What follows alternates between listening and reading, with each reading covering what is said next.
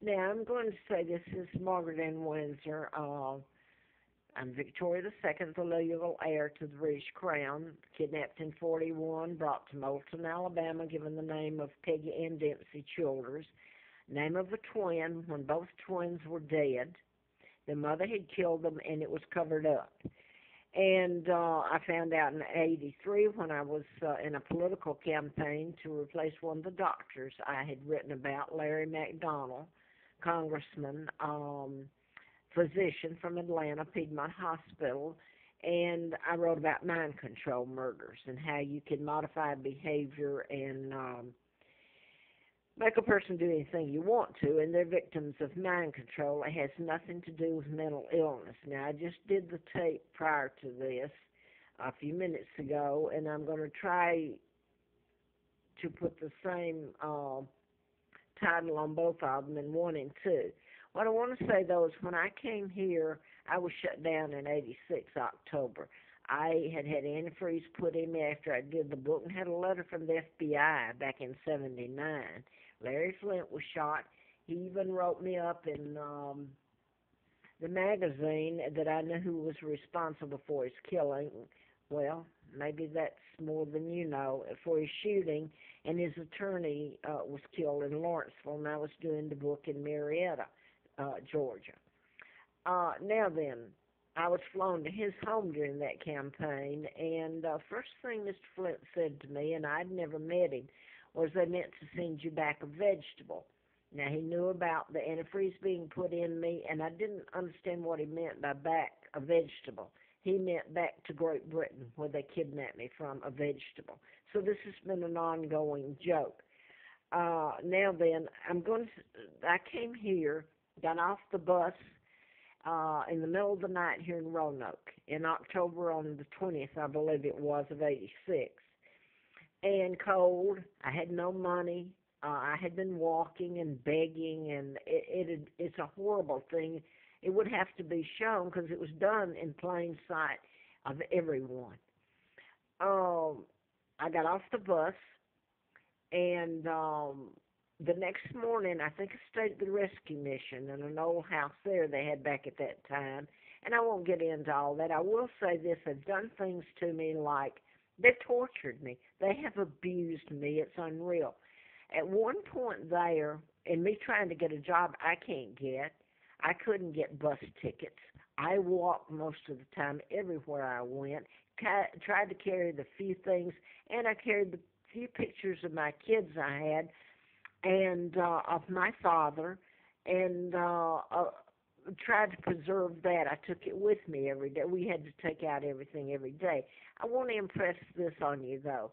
At some of these places, I had to stay at Salvation Armies, etc., these homeless shelters.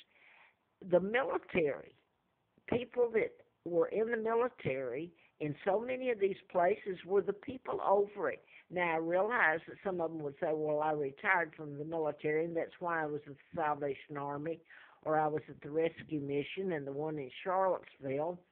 You ought to see what they did to me there when I stayed there the first few times, trying to get a job that I wasn't going to get. Freezing. It's hideous. But anyway, I'm going to focus on Roanoke. When I came here a few months later, a little bit later, I went there, and I've been put in the place of begging.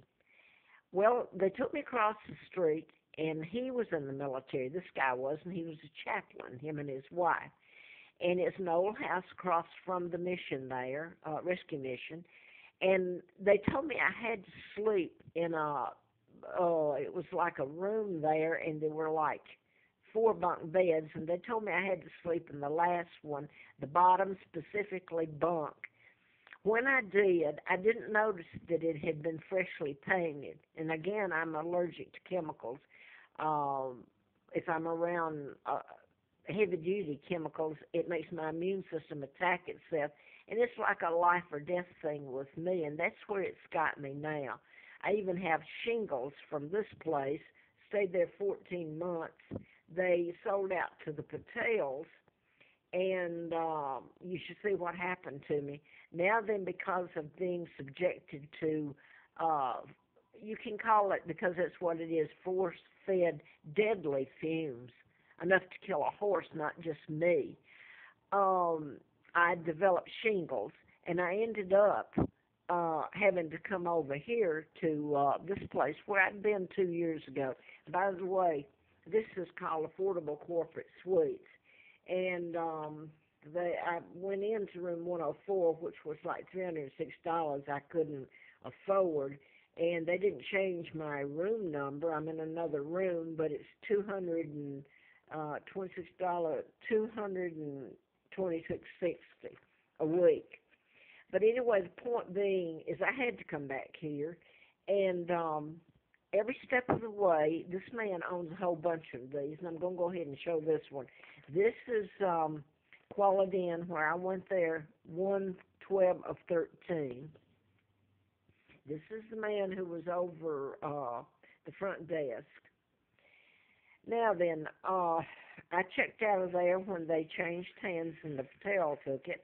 It was bad during the time I was there anyway, but I had to leave on the 3rd of this month, which would be April the 4th, but I've got the receipt up to here. Never not paid or anything. I always paid it. That's a credit. There's $7 credit there.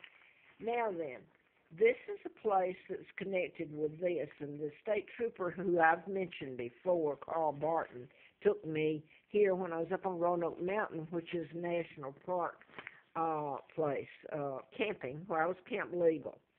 Now then, what happened up there was that the first few times I was up there, they actually burned formaldehyde, which is illegal. They also burned it in the Jefferson National Forest. It's a campground out in Buchanan. When I would go there to try to get away from what was happening to when I lived in a room or an apartment or whatever.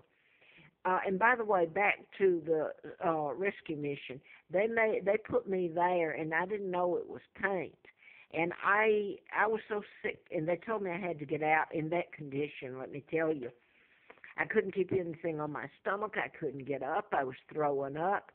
And then when I was able to get up, I had to get out. And I had enough money, though, to get me to another place. And then the next after that, I had a live-in to go to. And I come to find out, they just painted the bed I was on and the window shut with red paint. And this is what's going on. And I'm allergic to paint. That's the reason they gave me that specific bed, because there was only 2 other people in the room with me, or in over there in the women's, well, it was only a room anyway. But anyway, this is what they've done to me over and over. I'm just giving that specifically, and this is going to go out again, so I'm going to have to do another tape. This is my second one. I'm going to show Affordable Corporate Suites. This is where the Carl Barton, the retired Virginia State Trooper, I was up there. And the prior time to him being there, him and his wife as host, the host had allowed them, this is on National Park campground, up on the Blue Ridge Parkway, Roanoke Mountain. And they had burned to where you could, it was overpowering to me, the formaldehyde. That's what you do with dry cleaning. They burned it. They burned it day and night, and it made me so sick I thought I was going to die. Well, now this is another time I'm back up there, and this is going out, so I'm going to have to go to the third tape.